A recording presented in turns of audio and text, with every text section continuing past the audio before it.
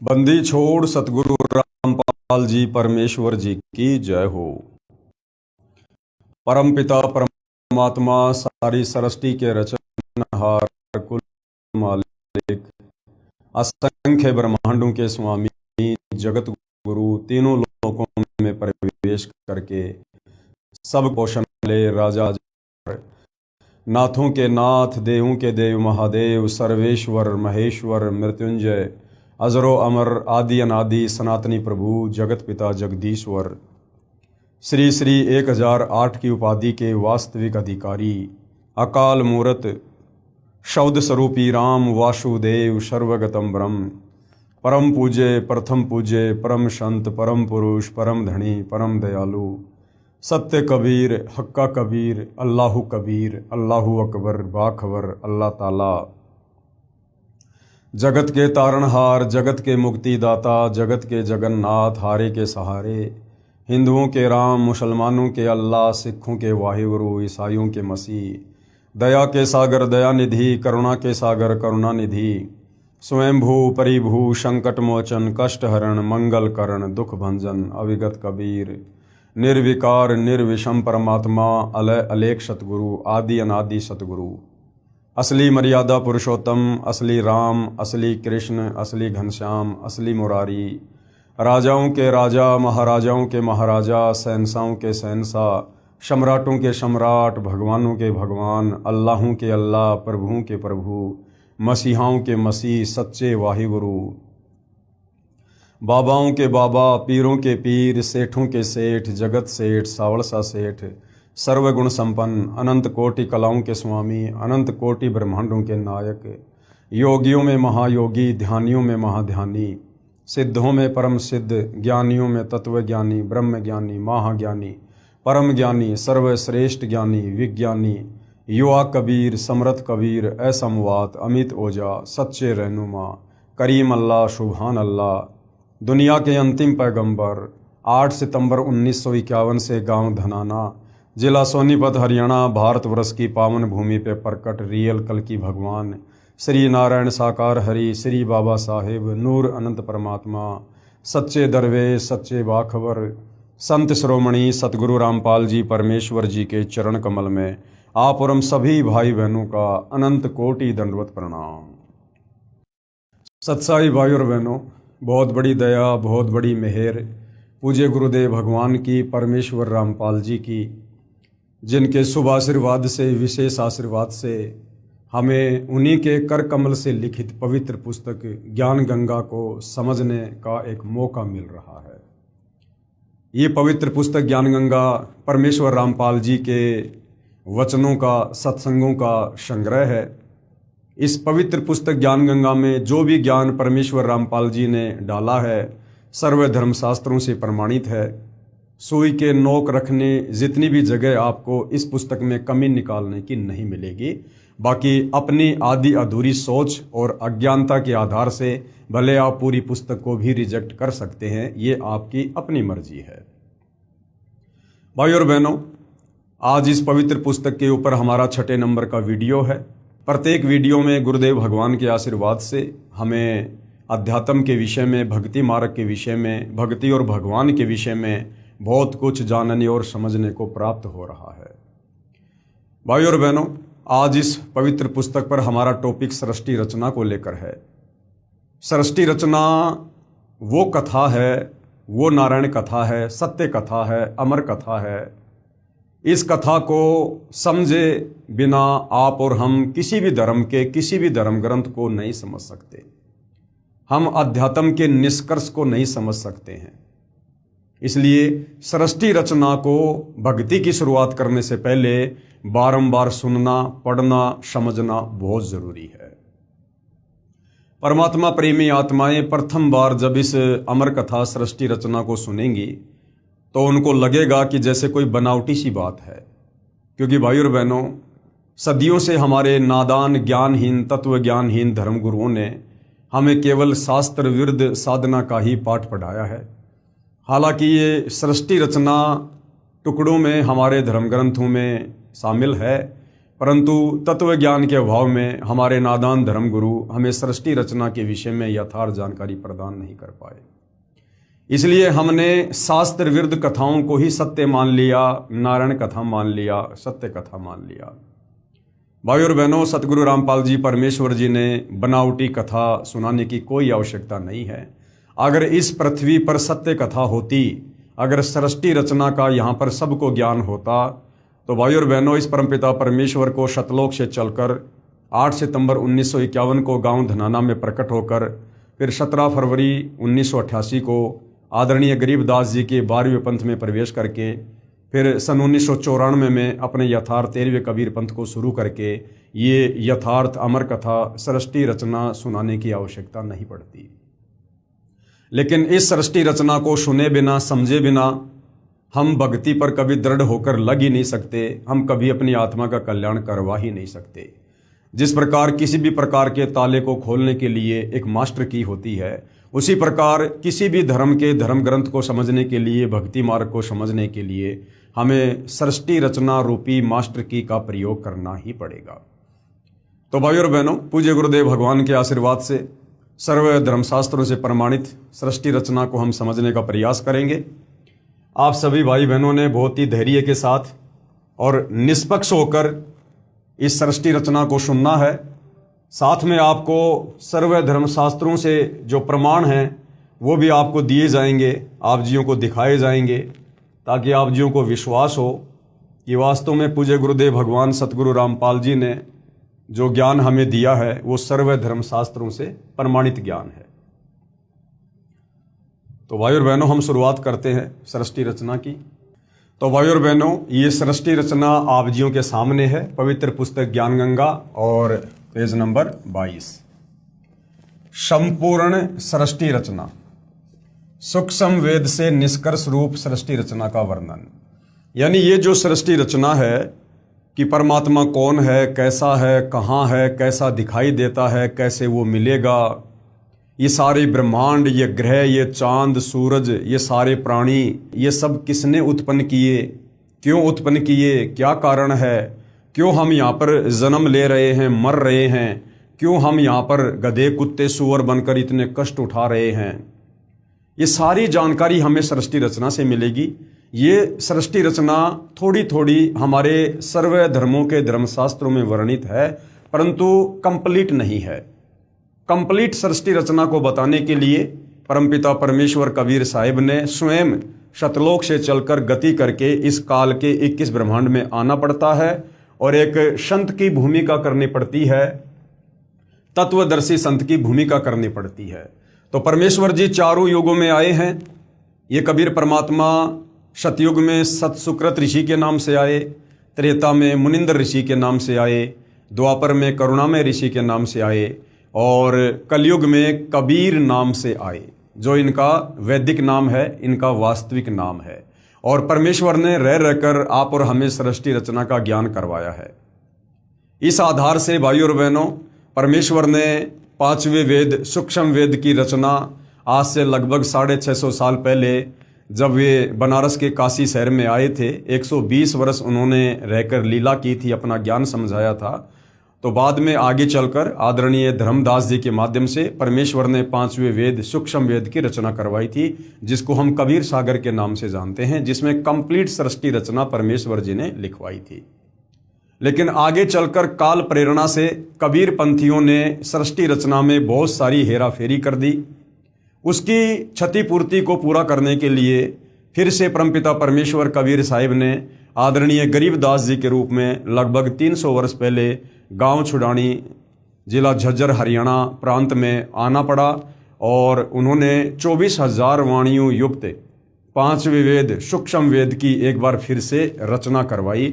तो सूक्ष्म वेद से निष्कर्ष निकालकर सतगुरु रामपाल जी परमेश्वर जी ने हमें ये सृष्टि रचना दी है, जिसे हमने बहुत ही ध्यानपूर्वक सुनना है। प्रभु प्रेमी आत्माएं प्रथम बार निम्न सृष्टि रचना को पढ़ेंगे तो ऐसे लगेगा जैसे दंत कथा हो। प्रभु प्रेमी आत्माएं, सबके लिए नहीं, सभी लोग भक्ति के अधिकारी नहीं होते हैं, मोक्ष प्राप्ति के अधिकारी नहीं होते हैं। यहाँ गुरुदेव ने शब्द यूज किया है कि प्रभु प्रेमी आत्माएं, जो परमात्मा प्रेमी आत्मा है, जिनको परमात्मा की प्राप्ति की चाहत सदियों से रही है, युगों से रही है, उन आत्माओं के विषय में यहाँ पर बात की जा रही है। क्योंकि परमात्मा प्रेमी आत्माएं परमात्मा की तलाश में, परमात्मा की खोज में, मंदिर में, मस्जिद में, चर्च में, गुरुद्वारों में, साधु संतों के डेरों में, आश्रमों में भटकती ही रहती हैं। और वहाँ जाने के कारण उन्हें वो अमर कथा सुनने को नहीं मिलती है, वो सत्यनारायण कथा सुनने को नहीं मिलती है। उनको तरह तरह की बनावटी बातें अध्यात्म के विषय में बताई जाती हैं और वो आत्माएं बार बार सभी धर्मगुरुओं से एक जैसी दंत कथा सुनकर ये मान लेती हैं कि वास्तव में यही सच्चा ज्ञान होगा। और जब परमपिता परमात्मा इस धरती पर तत्वदर्शी संत के रूप में प्रकट होकर जब वास्तविक सत्यनारायण कथा सुनाते हैं, सृष्टि रचना सुनाते हैं, तो उन आत्माओं के दिलो दिमाग में जो अज्ञान घर कर चुका होता है, उस अज्ञान आधार से फिर उन आत्माओं को लगता है कि ये जो सृष्टि रचना हमें अब सुनाई जा रही है, ये हमें बनावटी सी लग रही है, इसमें हमें कोई सच्चाई नहीं लग रही है, ये तो कोई दंत कथा जैसी लग रही है, क्योंकि आज से पहले हमने कभी इस कथा को किसी भी धर्मगुरु से नहीं सुना है। तो भाइयों और बहनों, जिस कथा को आज से पहले हमने किसी भी धर्मगुरु से नहीं सुना है, उस सत्य कथा को सुनाने के लिए ही परमात्मा सतलोक से चलकर पृथ्वी पर आते हैं। तो प्रथम बार आप जियों को ऐसा लग सकता है कि ये तो बनावटी सी कथा है, हमने पहले कभी सुनी नहीं है। परंतु जब आप इस बनावटी सी दिखाई देने वाली कथा को, अगर आप हिंदू हैं तो हिंदू धर्मशास्त्रों से प्रमाणित होता देखेंगे, वेदों से, गीता जी से, पुराणों से। अगर आप मुसलमान धर्म से हैं तो आप कुरान शरीफ से, कुरान मजीद से, तौरेत से, जबूर से, इंजिल से आप इस सृष्टि रचना को प्रमाणित होते देखेंगे। यदि आप सिख समाज से हैं तो आप गुरु ग्रंथ साहिब से इसी सृष्टि रचना को प्रमाणित होते देखेंगे, तो आप दांतों तले उंगली दबाएंगे। प्रभु प्रेमी आत्माएं प्रथम बार निमन सृष्टि की रचना को पढ़ेंगे तो ऐसा लगेगा जैसे दंत कथा हो, परंतु सभी पवित्र सदग्रंथों के प्रमाणों को पढ़कर दांतों तले उंगली दबाएंगे कि यह वास्तविक अमृत ज्ञान कहाँ छुपा हुआ था, कि हे परमात्मा, हमारे धर्मशास्त्रों में यह खजाना छुपा हुआ था अध्यात्म का, सृष्टि रचना का, भक्ति का, लेकिन आज से पहले हमारे धर्मगुरु हमें नहीं बता पाए। कृपया धैर्य के साथ पढ़ते रहें तथा इस अमृत ज्ञान को सुरक्षित रखें, आपकी 101 पीढ़ी तक काम आएगा। पवित्र आत्माएं कृपया सत्यनारायण यानी अविनाशी प्रभु सत्य पुरुष द्वारा रची सृष्टि रचना का वास्तविक ज्ञान पढ़ें। भाइयों और बहनों, सत्यनारायण का मतलब होता है जो सच्चा परमात्मा है, उसे अविनाशी प्रभु भी कहते हैं। अविनाशी यानी जिसका कभी विनाश नहीं होता है, उसको सत्य पुरुष भी कहते हैं, यानी अमर पुरुष, अकाल पुरुष। ये सारे के सारे जो नाम है ये कबीर परमात्मा जी के उपमात्मक नाम हैं। अब भाइयों और बहनों, सृष्टि रचना शुरू होती है और सृष्टि रचना की जो शुरुआत है उसमें आपने बहुत ही ध्यानपूर्वक आपने कुछ चीज़ों को समझना होगा। सबसे पहले सृष्टि रचना में आता है पूर्ण ब्रह्म। इस शब्द को याद रखना, ध्यान रखना, पूर्ण ब्रह्म। इस सृष्टि रचना में हमारे को विशेषकर 3 भगवानों के विषय में जानकारी मिलेगी। एक पूर्ण ब्रह्म के विषय में, एक पर ब्रह्म के विषय में और एक ब्रह्म के विषय में। सबसे पहले पूर्ण ब्रह्म यानी पूर्ण परमात्मा। इस सृष्टि रचना में सत्य पुरुष यानी कबीर भगवान, सतलोक का स्वामी वही कबीर भगवान, प्रभु भी उसी को कहते हैं, और अलख पुरुष अलख लोक का स्वामी, और अगम पुरुष अगम लोक का स्वामी, तथा अनामी पुरुष अनामी यानी अकय लोक का स्वामी। तो एक ही पूर्ण ब्रह्म है। यानी भाइयों और बहनों, जो कबीर परमात्मा हैं जिनको पूर्ण ब्रह्म कहते हैं, सर्वप्रथम कबीर परमात्मा अनामी लोक में रहा करते थे। उसके बाद कबीर परमात्मा ने अपनी मर्जी से उन्होंने नीचे के 3 लोकों की ओर रचना की। कौन कौन से लोकों की रचना की? परमात्मा जिस लोक में रहते थे उस लोक का नाम है अनामी लोक, उसको अकय लोक भी कहते हैं। और उस अनामी लोक में रहने के चलते परमात्मा को अनामी पुरुष भी कहते हैं। पुरुष यानी भगवान। परमात्मा जब अनामी लोक में रहता है तो उनको अनामी पुरुष भी कहते हैं। अनामी लोक का दूसरा नाम है अकय लोक, तो परमात्मा को अकय पुरुष भी कहते हैं। उसके बाद परमात्मा ने नीचे के 3 लोक रचने का विचार किया। अनामी लोक से नीचे अगम लोक, और जब वही कबीर परमात्मा पूर्ण ब्रह्म अपना रूप रूपांतरण करके जब उस आगम लोक में आकर विराजमान होता है तो उनको अगम पुरुष भी कहते हैं। यानी अगम लोक में विराजमान होने के कारण उसी परब्रह्म को, कबीर परमात्मा को अगम पुरुष की संज्ञा भी दी गई है, अगम पुरुष। अगम लोक से नीचे फिर परमात्मा ने रचा अलख लोक। उस अलख लोक में विराजमान होने के कारण कबीर परमात्मा को, पूर्ण ब्रह्म को अलख पुरुष की संज्ञा दी गई है। अलख पुरुष यानी अलख लोक में रहने के कारण परमात्मा को अलख पुरुष कहा जाता है। उसके बाद परमात्मा ने नीचे का चौथा लोक रचा सत्यलोक, और सत्यलोक में विराजमान होने के कारण कबीर परमात्मा को सत्य पुरुष की संज्ञा दी गई है, सत्य पुरुष की। यानी परमात्मा एक ही है, कबीर भगवान। वही कबीर परमात्मा 4 लोकों की रचना करके और भिन्न भिन्न नाम से उन 4 लोकों में निवास करता है। अनामी लोक में अनामी पुरुष, अगम लोक में अगम पुरुष, अलख लोक में अलख पुरुष और सतलोक में सत्य पुरुष। ये 4 परमात्मा भिन्न भिन्न नहीं हैं, चारों एक ही हैं। वो कबीर भगवान अपने रूप रूपांतरण करके 4 लोकों में विराजमान होता है। तो आप जी भ्रमित मत हो जाना, ये जो पूरी जानकारी यहाँ तक जो दी गई है ये 4 लोकों की जानकारी है। उन 4 लोकों में ये कबीर परमात्मा, ये पूर्ण ब्रह्म खुद ही अलग अलग नाम से विराजमान होता है। इस सृष्टि रचना में सत्य पुरुष यानी सतलोक का स्वामी प्रभु और अलख पुरुष यानी अलख लोक का स्वामी और अगम पुरुष यानी अगम लोक का स्वामी तथा अनामी पुरुष यानी अनामी जिसका दूसरा नाम है अकय लोक का स्वामी, तो एक ही पूर्ण ब्रह्म है यानी कबीर परमात्मा। वास्तव में अविनाशी प्रभु है, यानी जो कबीर परमात्मा है, जो पूर्ण ब्रह्म है, वो अविनाशी है, उसको मारने में कोई भी सक्षम नहीं है। जो भिन्न भिन्न रूप धारण करके अपने 4 लोकों में रहता है, जिसके अंतर्गत असंख्य ब्रह्मांड आते हैं। तो सबसे पहले हो गया पूर्ण ब्रह्म। ये याद रखना है भाई और बहनों हमने, क्योंकि हम सृष्टि रचना को समझ रहे हैं। हमने बहुत ही ध्यानपूर्वक सृष्टि रचना को समझना है। तो सबसे पहले पूर्ण ब्रह्म यानी कबीर परमात्मा जी जो ऊपर के 4 लोक रच के 4 लोकों में खुद ही विराजमान रहते हैं।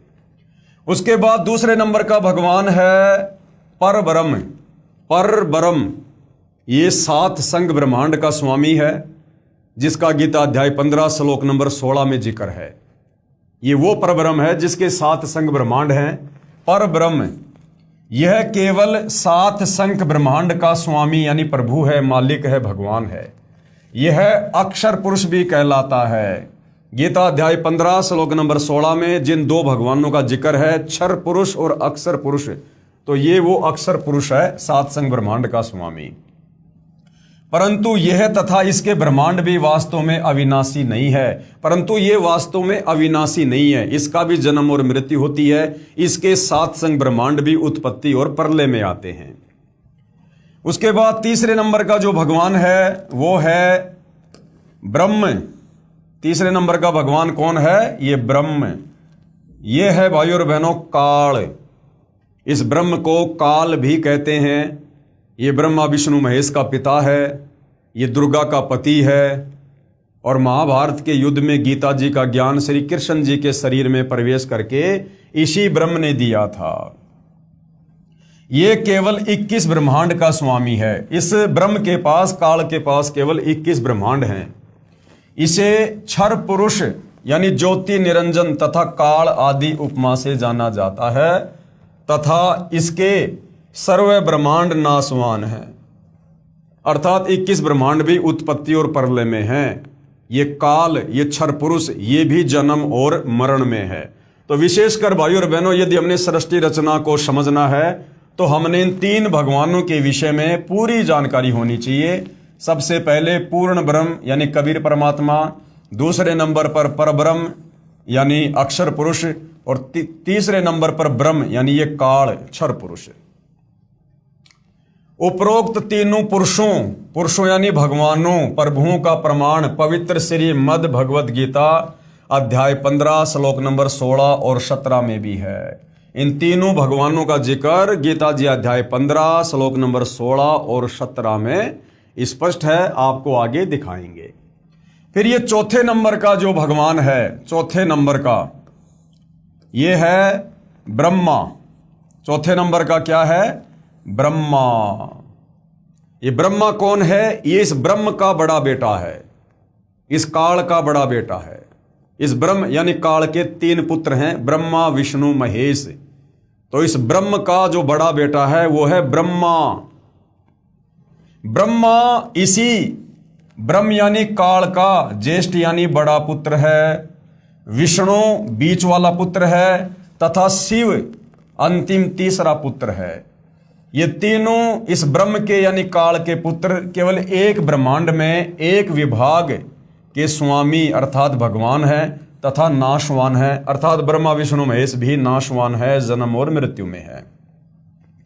विस्तृत जानकारी के लिए कृपया पढ़ें निम्नलिखित सृष्टि रचना।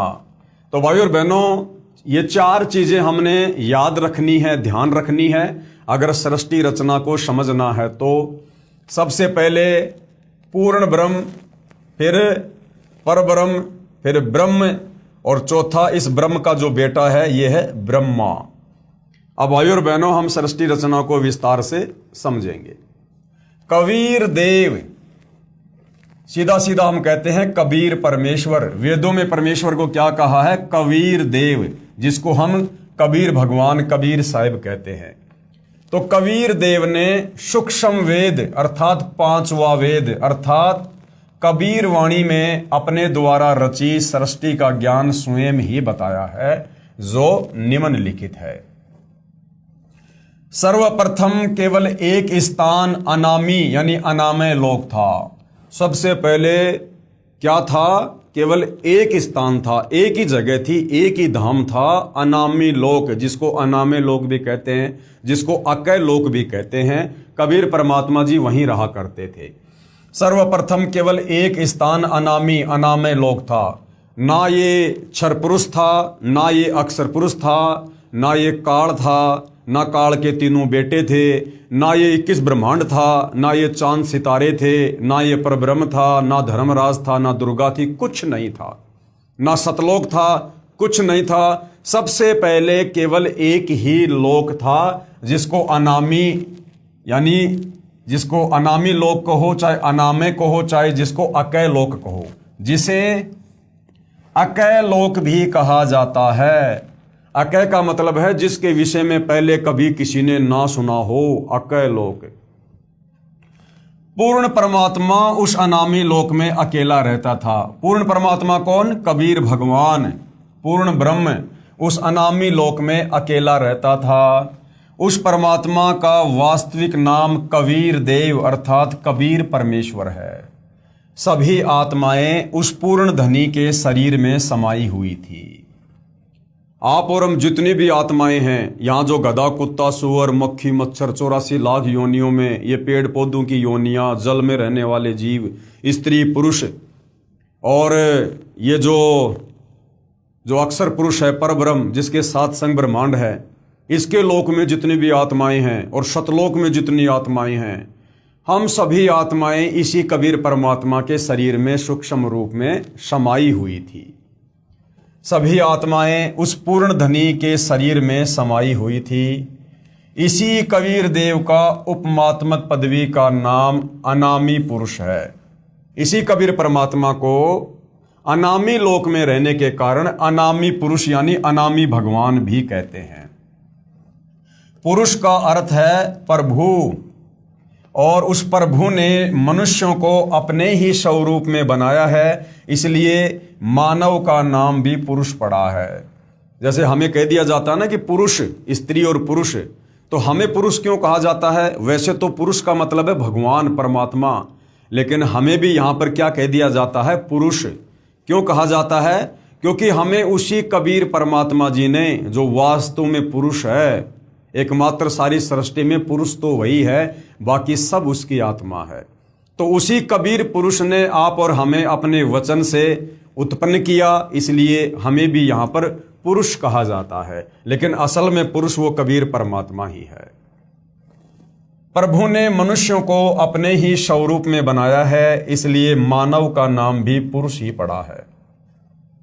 अनामी पुरुष के एक रोम यानी शरीर के बाल का प्रकाश, अनामी पुरुष कौन? कबीर परमात्मा जी। अनामी लोक में रहने के कारण उनको अनामी पुरुष कहा जाता है। उस कबीर परमात्मा के शरीर के एक बाल में, रोमकूप यानी एक बाल में कितनी रोशनी है? अनामी पुरुष के एक रोम यानी शरीर के बाल का प्रकाश शंख सूर्यों की रोशनी से भी अधिक है। पूरी बॉडी पर 3.5 करोड़ रोमकूप होते हैं।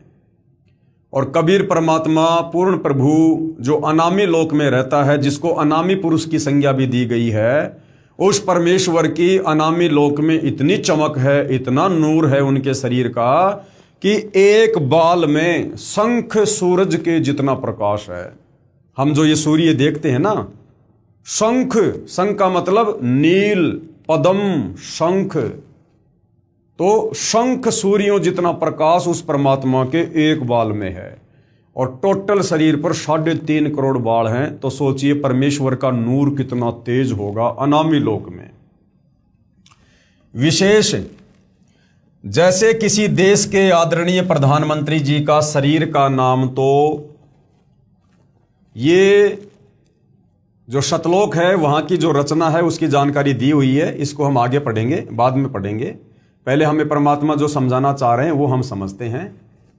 जैसे किसी भी देश के प्रधानमंत्री का नाम तो अन्य होता है, अलग ही होता है, तथा उसके पद का उपमात्मक नाम प्रधानमंत्री होता है। जैसे वर्तमान में 2026 में हमारे भारत देश के प्रधानमंत्री का वास्तविक नाम है नरेंद्र दामोदर दास मोदी, लेकिन हम उनको प्रधानमंत्री भी कह देते हैं, क्योंकि प्रधानमंत्री उनकी पदवी का नाम है, उनकी पोस्ट का नाम है।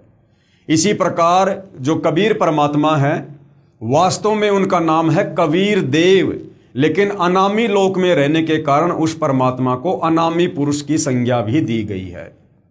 फिर वही कबीर परमात्मा जब अगम लोक में आके विराजमान होता है तो उनको अगम पुरुष की संज्ञा दी जाती है।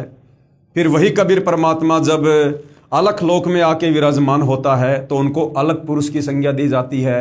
और वही कबीर परमात्मा जब सतलोक में आकर विराजमान होता है तो उनको सत्य पुरुष की संज्ञा दी जाती है। और जैसे जैसे परमात्मा नीचे के लोकों में विराजमान होते हैं, वैसे वैसे उनकी शक्ति में अंतर होता चला जाता है। जैसे मान लीजिए कई बार हमारे देश के प्रधानमंत्री जो अन्य जो मंत्री पद होते हैं जो कैबिनेट के, वो भी अपने अंडर में ही रख लेते हैं। जैसे भारत के गृह मंत्री का जो पद होता है, कई बार प्रधानमंत्री जी अपने अंडर में वो जो है वो रख लेते हैं। तो जब वही प्रधानमंत्री उस गृह मंत्री वाली पोस्ट के हिसाब से जब कहीं पर सिग्नेचर करेगा तो उनकी शक्ति प्रधानमंत्री की तुलना में डाउन हो जाती है, कम हो जाती है। तो इसी प्रकार ये कबीर परमात्मा जो नीचे के 3 लोकों में विराजमान होता है, तो वहां परमेश्वर के शरीर की रोशनी में भी अंतर होता चला जाता है। जैसे भारत देश के प्रधानमंत्री का नाम तो अन्य होता है, तथा उसका जो पद होता है यानी जो उपमात्मक पदवी का नाम है वो प्रधानमंत्री होता है। कई बार प्रधानमंत्री जी अपने पास कई विभाग भी रख लेते हैं, तथा जिस भी विभाग के दस्तावेजों पर हस्ताक्षर करते हैं तो उस समय उसी पद को लिखते हैं। जैसे गृह मंत्रालय के कागजों पर हस्ताक्षर करेंगे तो अपने को गृह मंत्री लिखेंगे, वहां उसी व्यक्ति के हस्ताक्षर की शक्ति कम होती है। इसी प्रकार कबीर परमेश्वर यानी कबीर देव की रोशनी में अंतर भिन्न भिन्न लोकों में होता जाता है। ठीक इसी प्रकार पूर्ण परमात्मा कबीर देव, कबीर परमेश्वर नीचे के 3 और लोकों में, यानी जो अगम लोक है, अलख लोक है और शतलोक है, उसकी रचना शब्द यानी वचन से की। कबीर परमात्मा ने नीचे के 3 लोकों की रचना शब्द से, अपने वचन से की। अगम लोक की रचना, अलख लोक की रचना और शतलोक की रचना। ठीक इसी प्रकार पूर्ण परमात्मा कबीर देव यानी कबीर परमेश्वर ने नीचे के 3 और लोकों की, अगम लोक की, अलख लोक की, शतलोक की रचना शब्द यानी वचन से की।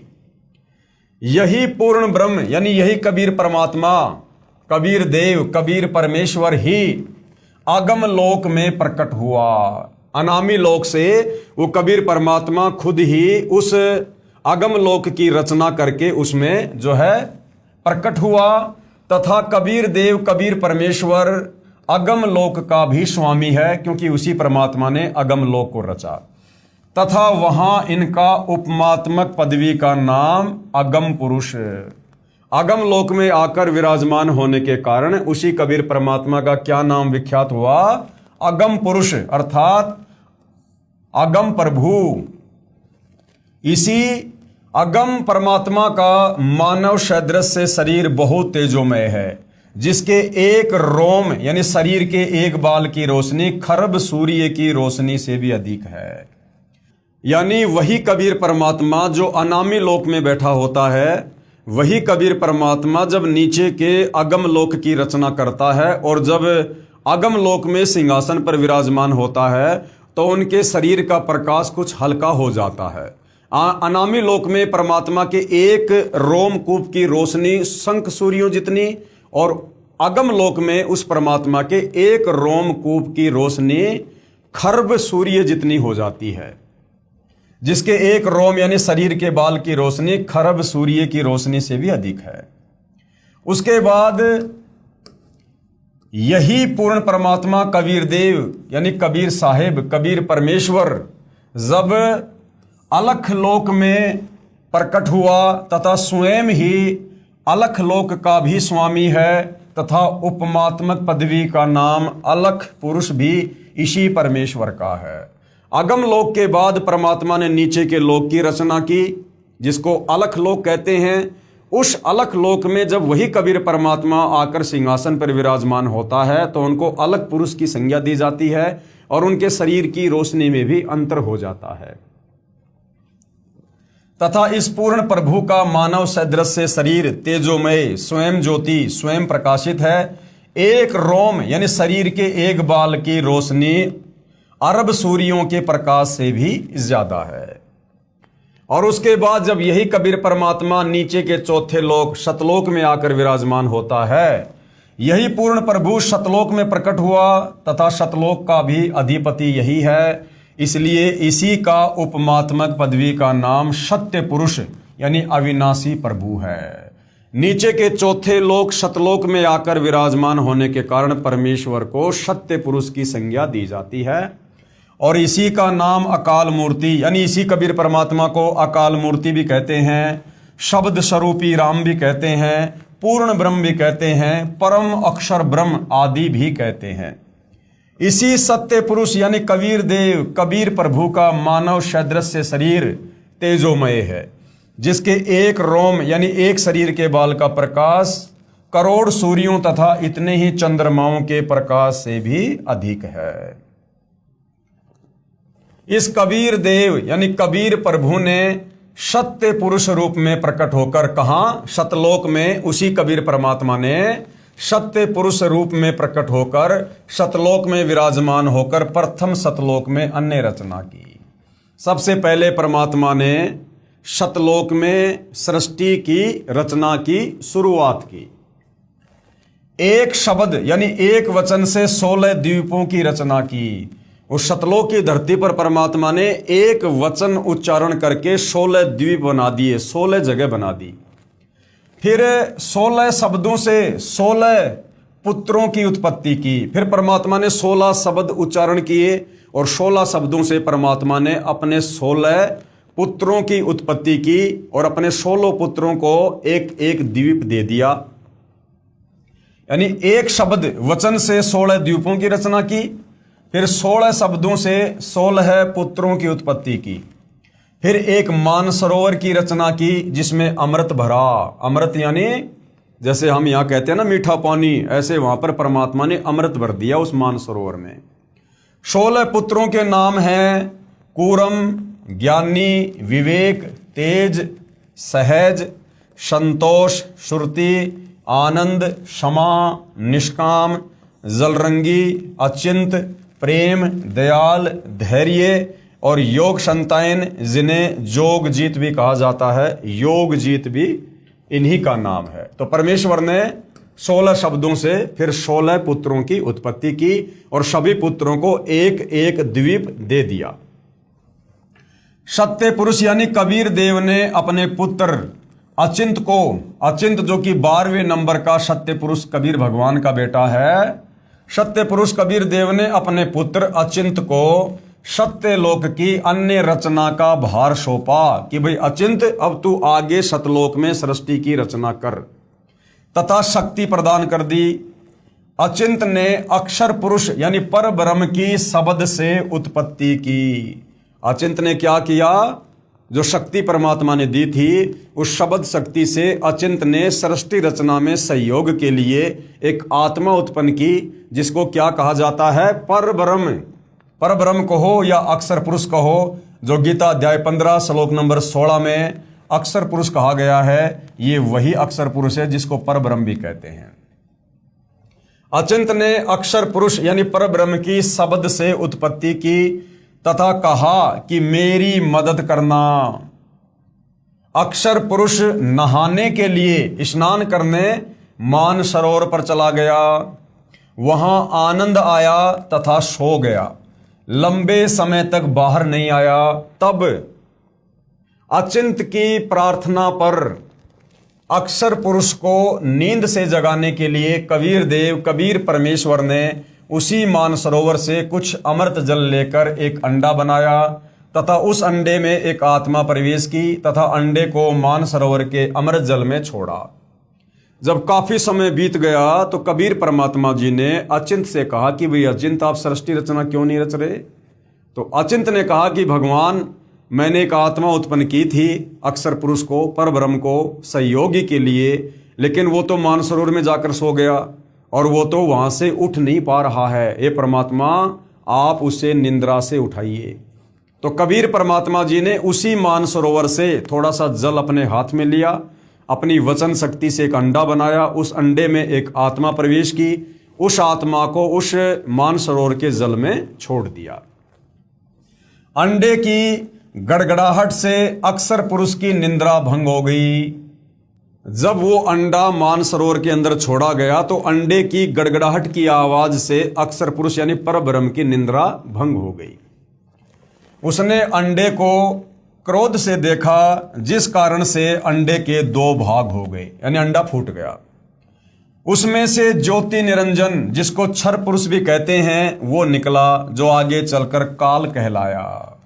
उस अंडे में से कौन आत्मा निकली? क्षर पुरुष, जिसको आगे चलकर काल की संज्ञा दी गई है। यही ब्रह्मा विष्णु महेश का पिता, दुर्गा का पति, 21 ब्रह्मांड का नकली भगवान, जिसके जाल में आप और हम सभी फंसे पड़े हैं, इसकी उसी अंडे से उत्पत्ति कबीर भगवान ने सतलोक में की थी।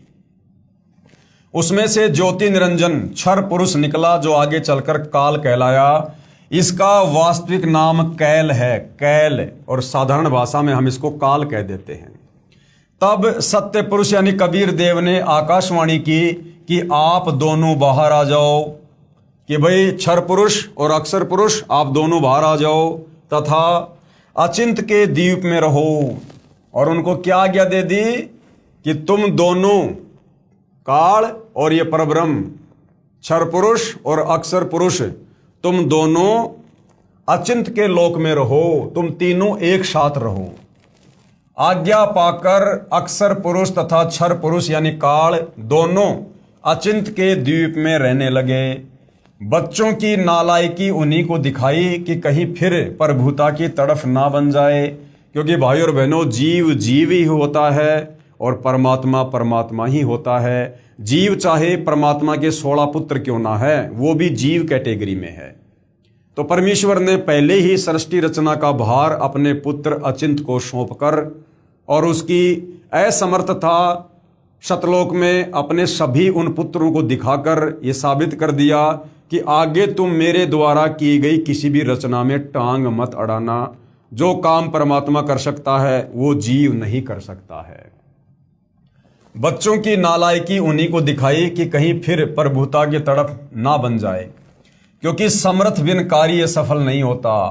फिर पूर्ण धनी कबीर देव ने सर्व रचना स्वयं की।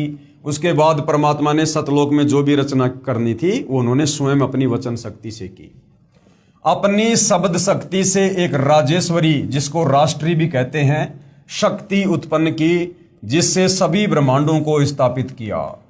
इसी को पराशक्ति परानंदनी भी कहते हैं, जो सभी सिद्धियों की स्वामी है। पूर्ण ब्रह्म ने यानी कबीर भगवान ने सर्व आत्माओं को अपने ही अंदर से अपनी वचन शक्ति से अपने मानव शरीर सदृश से उत्पन्न किया। उसके बाद कबीर देव जी ने हम सभी आत्माओं को, जितने भी आत्माएं ब्रह्मांडों में हैं, काल के ब्रह्मांड में, अक्षर पुरुष के ब्रह्मांड में, शतलोक में, सभी आत्माओं को परमात्मा ने अपने शरीर से अपनी वचन शक्ति से उत्पन्न किया और अपने जैसे मानव सदृश से रूप में उत्पन्न किया। प्रत्येक हंस आत्मा का परमात्मा जैसा ही शरीर रचा, जिसका तेज 16 सूर्यों जैसा मानव सदृश है। और प्रत्येक आत्मा के शरीर का जो तेज था, जो रोशनी थी, वो 16 सूर्यों जितना था। जैसे सूरज है यहाँ पर, ऐसे ऐसे 16 सूर्यों जितना तेज सतलोक में प्रत्येक आत्मा के शरीर का है। परंतु परमेश्वर के शरीर के एक रोमकूप का प्रकाश करोड़ों सूर्यों से भी ज्यादा है। लेकिन कबीर परमात्मा के शरीर का प्रकाश, आप और हम हंस आत्माएं जो सतलोक में थी, उनके शरीर के प्रकाश से कोई असंख्य गुना ज्यादा प्रकाश है। बहुत समय उपरांत क्षर पुरुष यानी जो काल ज्योति निरंजन, जिसको परमात्मा ने अंडे में प्रवेश करके और अक्षर पुरुष को जगाने के लिए मानसरोवर के जल में छोड़ा था, जिसको क्षर पुरुष की संज्ञा दी गई है, जिसको काल भी कहा जाता है। तो काफी समय उपरांत उस क्षर पुरुष, उस काल के मन में एक खरपतवार आई। क्या खरपतवार आई? काफी समय उपरांत क्षर पुरुष यानी ज्योति निरंजन ने सोचा कि हम तीनों, कौन? अचिंत और अक्षर पुरुष और वे क्षर पुरुष, एक ही द्वीप में रह रहे हैं। कि हम 3 भाई तो एक ही द्वीप में रह रहे हैं और हमारे बाकी जो 15 भाई हैं वो अलग अलग द्वीप में रह रहे हैं, तथा अन्य एक एक द्वीप में रह रहे हैं। मैं भी साधना यानी भक्ति करके अलग द्वीप प्राप्त करूंगा। उसने ऐसा विचार करके एक पैर पर खड़ा होकर 70 युग तक तप किया। हालांकि भाई और बहनों, सतलोक में समय नहीं है, लेकिन यहां जितना समय एक युग बीतने में लगता है, जैसे यहां पर जो चारों युगों का समय है वो 43,20,000 वर्ष का समय है। सतयुग, त्रेता, द्वापर, कलयुग, चारों युगों का कुल समय है 43,20,000 वर्ष। ऐसे ऐसे 70 युग तक, इतने समय तक उस काल ने, ज्योति निरंजन ने, क्षर पुरुष ने सतलोक में अलग से भूमि प्राप्त करने के लिए, जगह प्राप्त करने के लिए उसने एक पैर पर खड़ा होकर तप करना शुरू कर दिया। अब आगे गुरुदेव भगवान क्या समझा रहे हैं? आत्माएं काल के जाल में कैसे फंसी। फिर सतलोक में परमात्मा ने जो असंख्य आत्माएं अपने शरीर से, अपने वचन से उत्पन्न की थी, वो आत्माएं फिर इस काल के जाल में, इस क्षर पुरुष के जाल में, इस ज्योति निरंजन के जाल में कैसे फंसी और कैसे हम यहां अपने कर्म फोड़ने के लिए आ गए। आत्माएं काल के जाल में कैसे फंसी? विशेष जब ब्रह्म यानी ये काल, जिसको ब्रह्म भी कहते हैं, ज्योति निरंजन भी कहते हैं, जब ये सतलोक में तप कर रहा था, हम सभी आत्माएं जो आज ज्योति निरंजन के 21 ब्रह्मांड में रहते हैं, इसकी साधना पर आसक्त हो गए। ये जो एक पैर पे खड़ा होकर तप कर रहा था, तो हम सभी आत्माएं इसके ऊपर आसक्त हो गए। तथा हृदय से इसे चाहने लगे, अपने सुखदायी प्रभु सत्य पुरुष से विमुख हो गए। यानी कबीर परमात्मा से आस्था हटा ली और हमारी आस्था इस काल में लग गई जो ये तप कर रहा था, जिस कारण से पतिव्रता पद से गिर गए। पूर्ण प्रभु ने यानी कबीर परमात्मा जी ने बार बार सावधान करने पर भी हमारी आसक्ति इच्छर पुरुष यानी काल से नहीं हटी।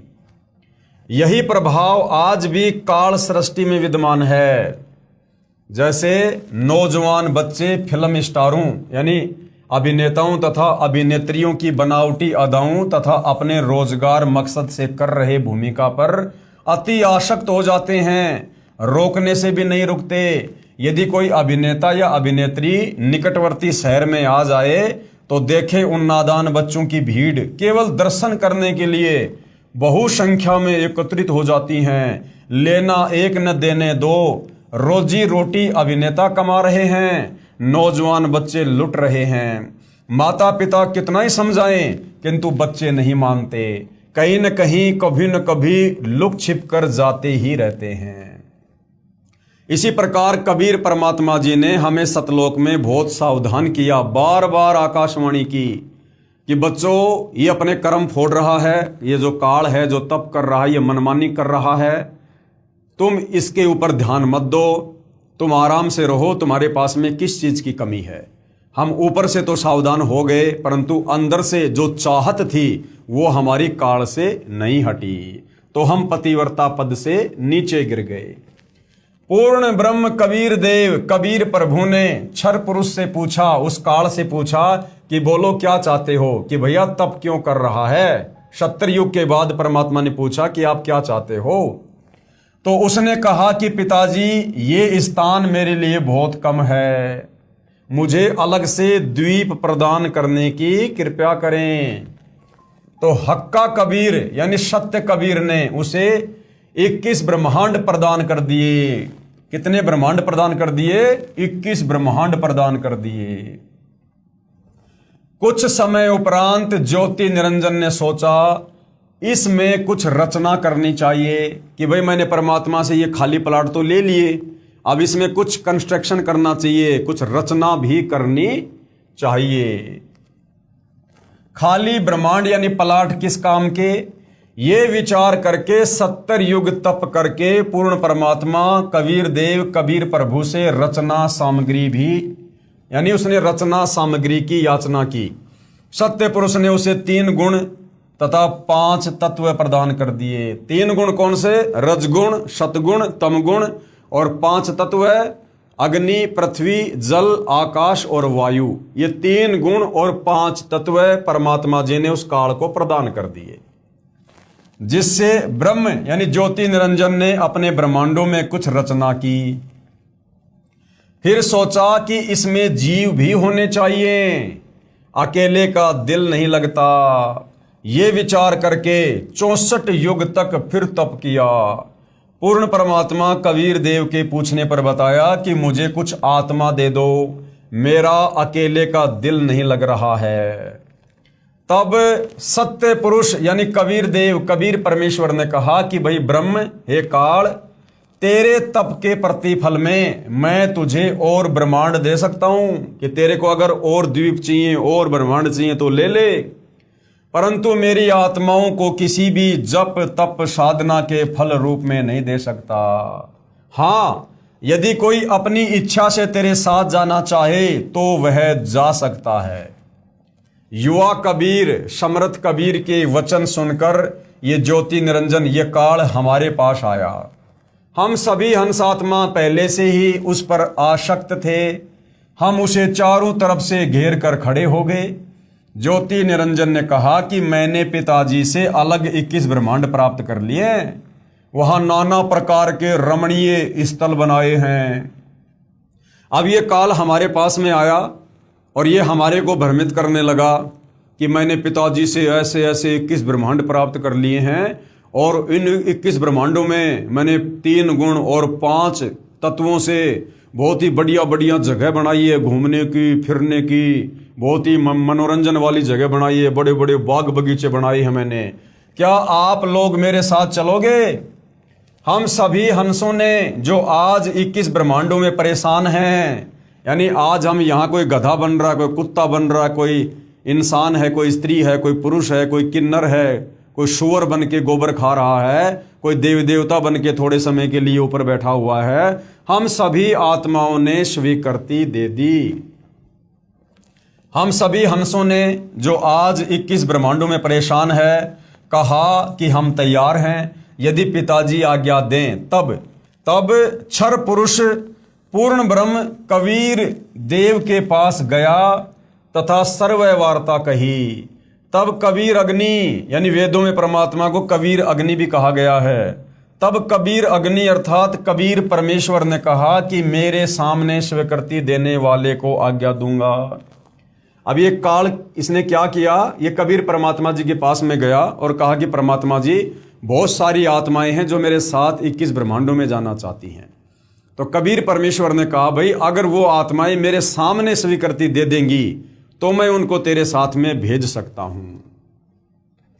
क्षर पुरुष यानी ये काल तथा परम अक्षर पुरुष यानी कबीर परमात्मा, जिनको कबीर अमित ओझा भी कहा गया है, यानी जिसकी शक्ति का कोई वार पार नहीं, वह कबीर दोनों हम सभी हंसात्माओं के पास आए। कौन?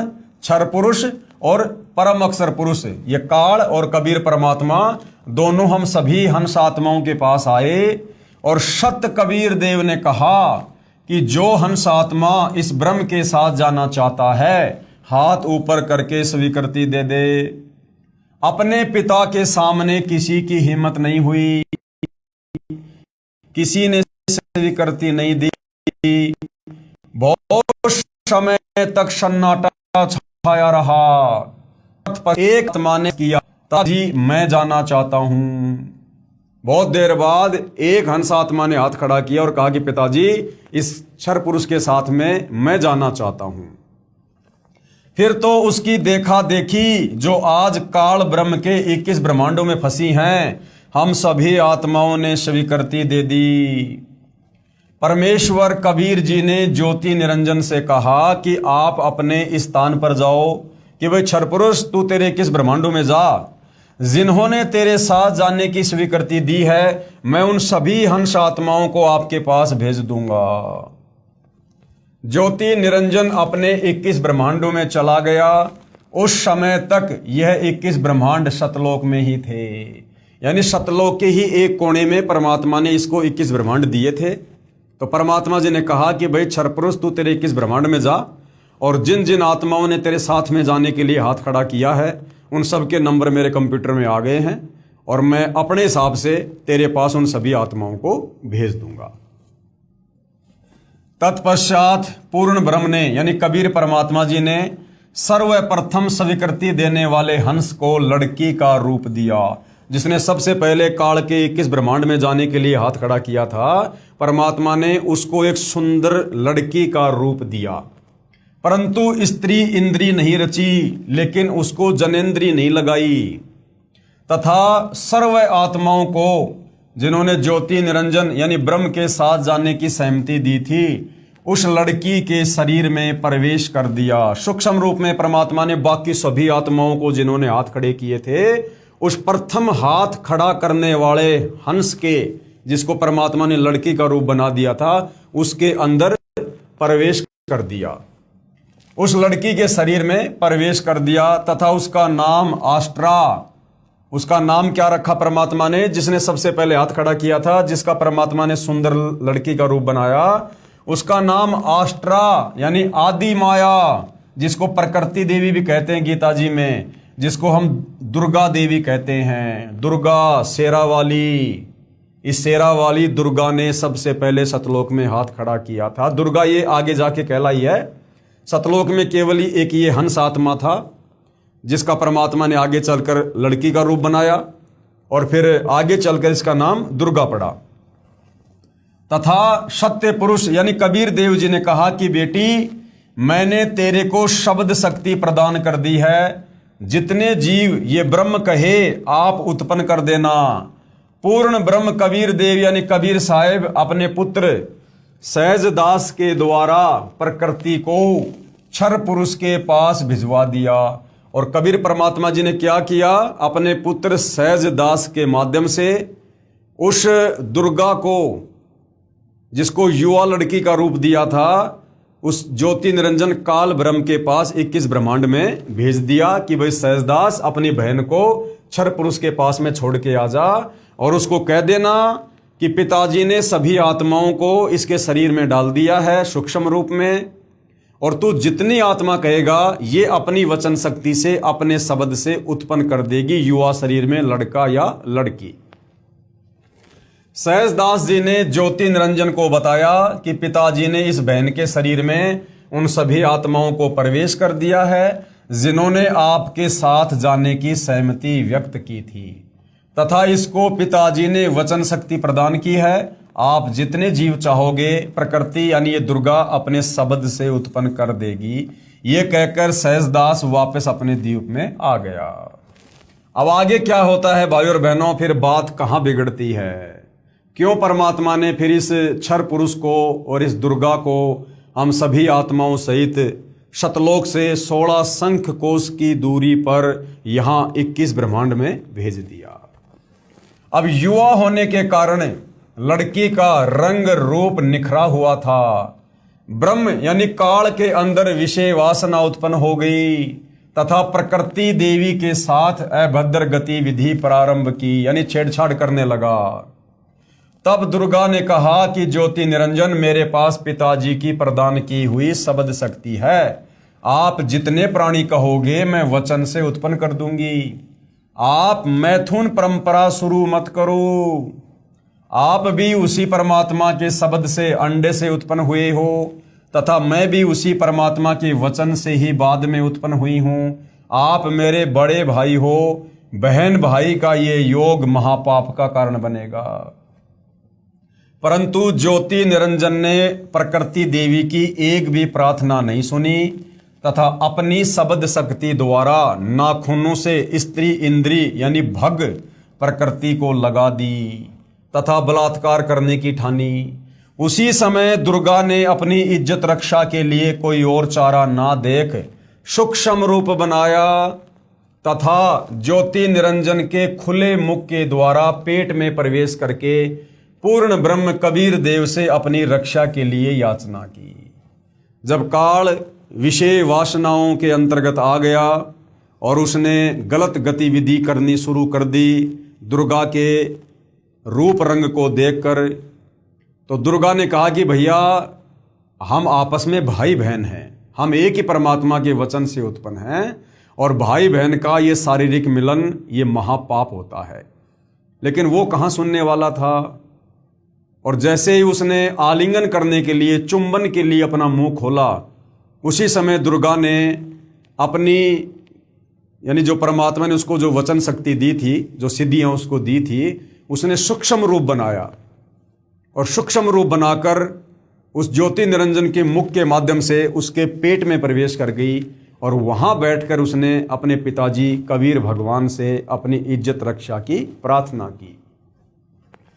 उसी समय कबीर देव अपने पुत्र योग संताइन अर्थात जोगजीत का रूप बनाकर वहां प्रकट हुए तथा उस कन्या को यानी उस दुर्गा को ब्रह्म के पेट से बाहर निकाला तथा कहा कि ज्योति निरंजन, आज से तेरा नाम काल होगा। उस दिन से इस क्षर पुरुष का नाम परमात्मा ने क्या रख दिया? काल, कि आज से तेरा नाम काल होगा। तेरे जन्म मृत्यु होते रहेंगे, इसलिए तेरा नाम क्षर पुरुष होगा। क्षर पुरुष का मतलब है जो जन्मता और मरता है, नाशवान। 1,00,000 मानव शरीरधारी प्राणियों को प्रतिदिन खाया करेगा और 1,25,00,000 उत्पन्न किया करेगा। आप दोनों को 21 ब्रह्मांड सहित निष्कासित किया जाता है।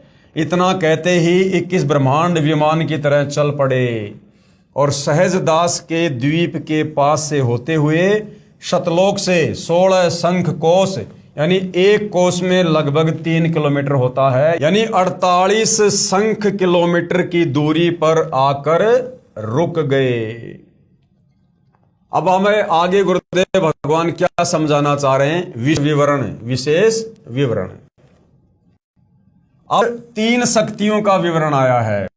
अभी तक हमने सृष्टि रचना में तीन भगवान शक्तियों के विषय में पढ़ा।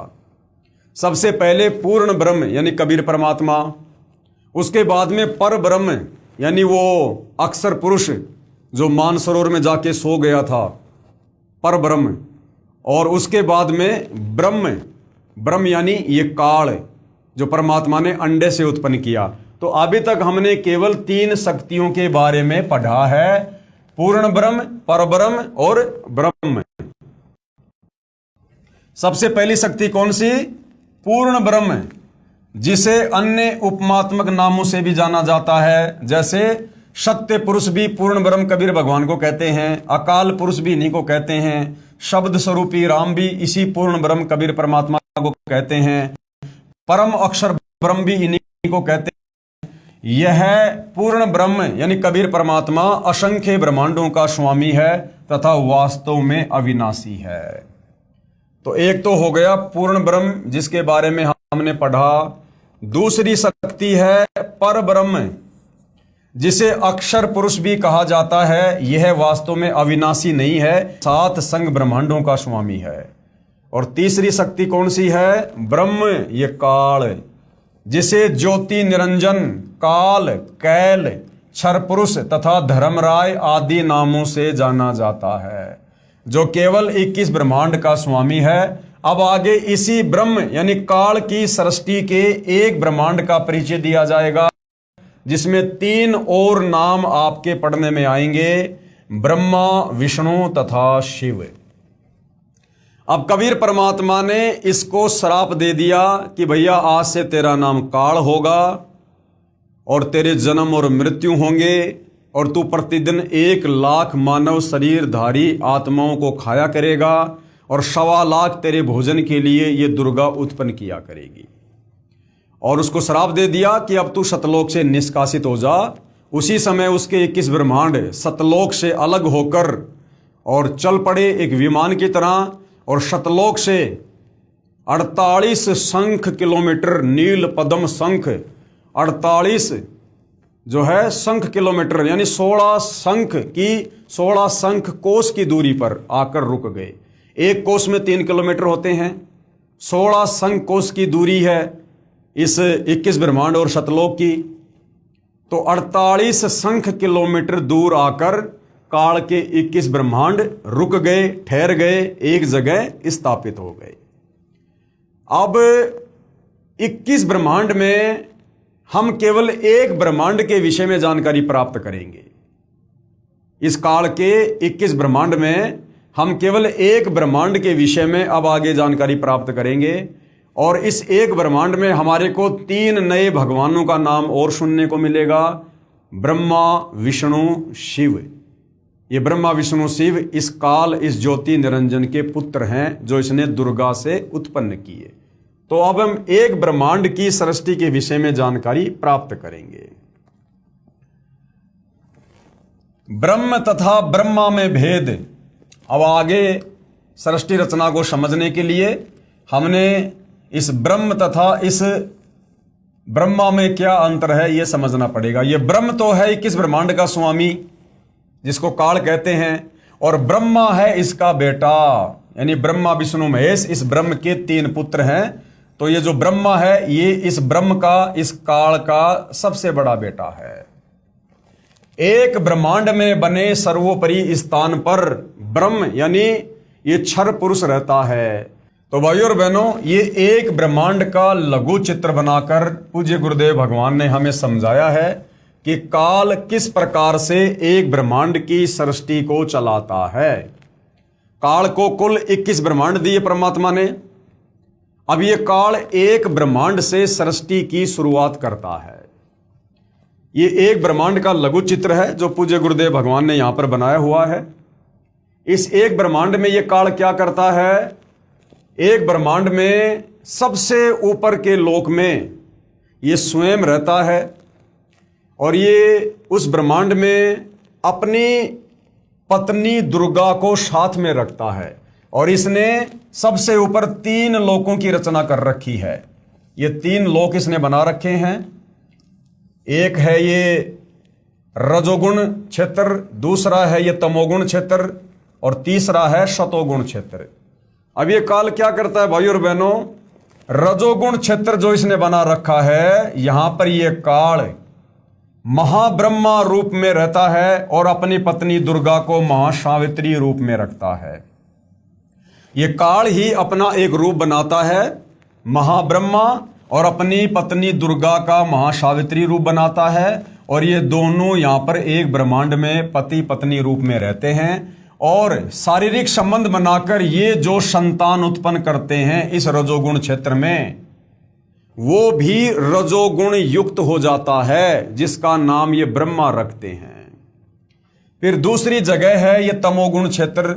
इस तमोगुण क्षेत्र में ये काल महाशिव रूप बनाकर रहता है और अपनी पत्नी दुर्गा को महापार्वती रूप में रखता है, और यहां पर ये शारीरिक संबंध बनाकर जो संतान उत्पत्ति करते हैं उसका नाम ये शिव रखते हैं, और वो बेटा तमोगुण युक्त हो जाता है, तमोगुण युक्त। तीसरा क्षेत्र है शतोगुण प्रधान क्षेत्र। इस शतोगुण प्रधान क्षेत्र में ये काल महाविष्णु रूप बना के रहता है, अपनी पत्नी दुर्गा को महालक्ष्मी रूप में रखता है, और यहां पर शारीरिक संबंध बनाकर जो संतान ये उत्पन्न करते हैं वो शतोगुण प्रधान हो जाता है, जिसका नाम ये विष्णु रखते हैं। अर्थात एक ब्रह्मांड में ये काल और दुर्गा तीन पुत्रों की उत्पत्ति करते हैं, ब्रह्मा विष्णु महेश की, अपनी सृष्टि को चलाने के लिए। और इसी एक ब्रह्मांड में जो कबीर परमात्मा जी हैं वो भी गुप्त रूप में अपना एक लोक बनाकर रखते हैं, जिसको मिनी सतलोक कहते हैं, जिसके विषय में इस काल को जानकारी नहीं होती है। और फिर इसी एक ब्रह्मांड में नीचे भाइयों और बहनों ये दुर्गा जी का लोक है, जहां पर ये शेरा वाली रहती है, ये दुर्गा का लोक है। और फिर इसी एक ब्रह्मांड में यहां पर ये सप्तपुरी बनी हुई हैं, ये धर्मराय का लोक है, जहां बैठकर सभी जीवों का वो लेखा जोखा करता है। और इसी एक ब्रह्मांड में इस काल में हमें धोखा देने के लिए ये नकली अनामी लोक बना रखा है, नकली अगम लोक बना रखा है, नकली अलख लोक बना रखा है और नकली शतलोक बना रखा है। फिर ये बहुत बड़ा एक समुद्र है, मीठे जल का समुद्र है ये बहुत बड़ा। फिर इसने यहाँ पर एक महास्वर्ग बना रखा है, और नीचे फिर जो बच्चे इसने इन तीनों जगहों पर रहकर जो इसने पैदा किए थे दुर्गा के साथ, उन तीनों बेटों को ब्रह्मा विष्णु महेश को फिर इसने एक एक लोक दे रखा है। ये विष्णु जी का लोक है, ये श्री ब्रह्मा जी का लोक है, और ये श्री शिव जी का लोक है। और ये जो है ये स्वर्ग है, ये नरक है। यहाँ पर ये देवताओं के राजा श्री इंद्र जी का लोक है। इस प्रकार यहाँ पर ये सूर्य है, ये पृथ्वी है, ये चंद्रमा है, और नीचे फिर ये और लोक हैं एक ब्रह्मांड में, ये वितल, महातल, अतल, सूतल, रसातल, पाताल लोक और ये तलातल, ये 7 लोक और हैं नीचे। तो एक ब्रह्मांड की ये रचना है जो इस काल बलि ने की हुई है अपनी सृष्टि, अपनी इस सृष्टि को चलाने के लिए। अब हम आगे बढ़ते हैं भाइयों और बहनों। तो हमने कहां से चैप्टर शुरू किया था? ब्रह्म तथा ब्रह्मा में भेद, यानी ये ब्रह्म काल है और ब्रह्मा इसका बेटा है। एक ब्रह्मांड में बने सर्वोपरि स्थान पर ये काल ब्रह्म क्षर पुरुष स्वयं रहता है। एक ब्रह्मांड में बने सर्वोपरि स्थान पर ये काल पुरुष स्वयं 3 गुप्त स्थानों की रचना करके ब्रह्मा विष्णु तथा शिव रूप में रहता है, तथा अपनी पत्नी दुर्गा के सहयोग से 3 पुत्रों की उत्पत्ति करता है। उनके नाम भी ब्रह्मा विष्णु तथा शिव ही रखता है। जो ब्रह्म का पुत्र ब्रह्मा है वह एक ब्रह्मांड में केवल 3 लोकों में, यानी एक ब्रह्मांड में जो 3 लोक हैं, पृथ्वी लोक, स्वर्ग लोक, पाताल लोक, उनमें केवल एक रजोगुण विभाग का मंत्री यानी स्वामी है। इसे त्रिलोकीय ब्रह्मा भी कहा जाता है। तथा ब्रह्म जो ब्रह्मलोक में ब्रह्मा रूप में रहता है, महाब्रह्मा रूप में रहता है, उसे महाब्रह्मा व ब्रह्मलोकीय ब्रह्म कहा जाता है। इसी ब्रह्म यानी काल को सदाशिव भी कहते हैं, महाशिव भी कहते हैं, महाविष्णु भी कहते हैं। श्री विष्णु पुराण में इसका प्रमाण है। चतुर्थ अंश अध्याय 1 पेज नंबर 230 से 231 पर श्री ब्रह्मा जी ने कहा, जिस अजन्मा सर्वमय विधाता परमेश्वर का आदि मध्य अंत स्वरूप स्वभाव और सार हम नहीं जान पाते। श्लोक नंबर 83 में लिखा हुआ है। जो मेरा रूप धारण करके संसार की रचना करता है, स्थिति के समय जो पुरुष रूप है तथा जो रुद्र रूप से विश्व का ग्रास कर जाता है, अनंत रूप से संपूर्ण जगत को धारण करता है। श्लोक नंबर 86। यह प्रमाण आपको हिंदू धर्म ग्रंथों में देखने को मिलेगा। अब आगे का जो चैप्टर है भाई और बहनों, वो क्या है? श्री ब्रह्मा जी, श्री विष्णु जी व शिव जी की उत्पत्ति, यानी ये काल ब्रह्म अपनी पत्नी दुर्गा के सहयोग से किस प्रकार से श्री ब्रह्मा, श्री विष्णु और श्री शंकर जी की उत्पत्ति करता है। काल ब्रह्म ने प्रकृति यानी दुर्गा से कहा कि अब मेरा कौन क्या बिगाड़ेगा। यानी जैसे ही परमात्मा ने इसको सतलोक से बाहर निकाला, इसके 21 ब्रह्मांड 16 शंख कोश की दूरी पर आकर रुक गए। उसके बाद इस काल ने, इस ब्रह्म ने इस प्रकृति यानी दुर्गा से कहा कि अब यहां मेरा कौन क्या बिगाड़ेगा। यानी मेरे साथ में जो बुरा होना था वो तो हो चुका है, अब यहां मेरा कौन क्या बिगाड़ेगा। यहां का राजा मैं हूं, अब मैं तेरे साथ में मनमानी करूंगा, जबरदस्ती करूंगा। काल यानी ब्रह्म ने दुर्गा यानी प्रकृति से कहा कि अब मेरा कौन क्या बिगाड़ेगा, मनमानी करूंगा। प्रकृति ने फिर प्रार्थना की, यानी दुर्गा ने फिर भी उससे प्रार्थना की कि आप कुछ शर्म करो। प्रथम तो आप मेरे बड़े भाई हो, क्योंकि उसी पूर्ण परमात्मा कबीर देव की वचन शक्ति से आपकी यानी ब्रह्म की अंडे से उत्पत्ति हुई तथा बाद में मेरी उत्पत्ति उसी परमेश्वर के वचन से हुई है। दूसरा, मैं आपके पेट से बाहर निकली हूं, मैं आपकी बेटी हुई तथा आप मेरे पिता हुए। इन पवित्र नातों में बिगाड़ करना महापाप होगा। मेरे पास पिता की प्रदान की हुई शब्द शक्ति है। जितने प्राणी आप कहोगे मैं वचन से उत्पन्न कर दूंगी। ज्योति निरंजन ने यानी काल ने दुर्गा की एक भी प्रार्थना नहीं सुनी तथा कहा कि मुझे जो सजा मिलनी थी मिल गई, मुझे सतलोक से निष्कासित कर दिया है, अब मनमानी करूंगा। ये कहकर काल पुरुष यानी क्षर पुरुष ने प्रकृति के साथ जबरदस्ती शादी की तथा 3 पुत्रों की उत्पत्ति की। कौन है वो 3 पुत्र? रजगुण युक्त ब्रह्मा जी, सतगुण युक्त विष्णु जी तथा तमोगुण युक्त शिव शंकर जी की उत्पत्ति की। जवान होने तक तीनों पुत्रों को दुर्गा के द्वारा अचेत करवा देता है, यानी कोमा में रखवा देता है जब तक ये तीनों जवान नहीं होते हैं।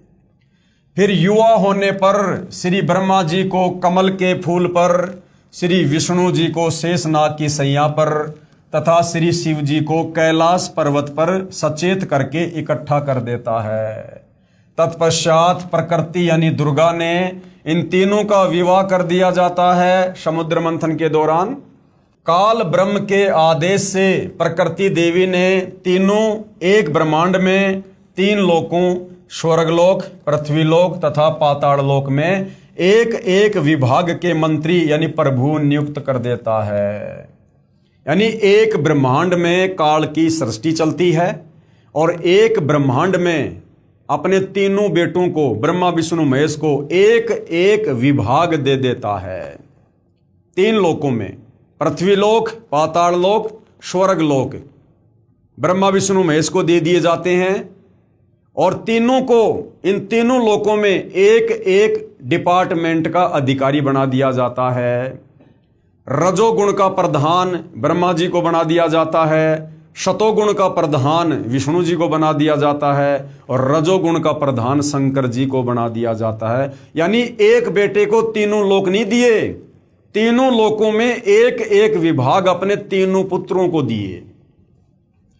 जैसे श्री ब्रह्मा जी को रजोगुण विभाग का यानी ब्रह्मा जी अपने रजोगुण के प्रभाव से तीनों लोकों में पृथ्वी, पाताल, स्वर्ग में लोगों को संतान उत्पत्ति करने के लिए विषय वासनाओं से प्रेरित करेंगे आज इस एक ब्रह्मांड में जितने भी जीव, चाहे गधा कुत्ता सूअर है, चाहे इंसान है, चाहे देवी देवता हैं, जिनके अंदर काम वासना जागृत होती है, बच्चे पैदा करने की जो उमंग होती है, ये श्री ब्रह्मा जी के रजोगुण के प्रभाव के कारण होती है।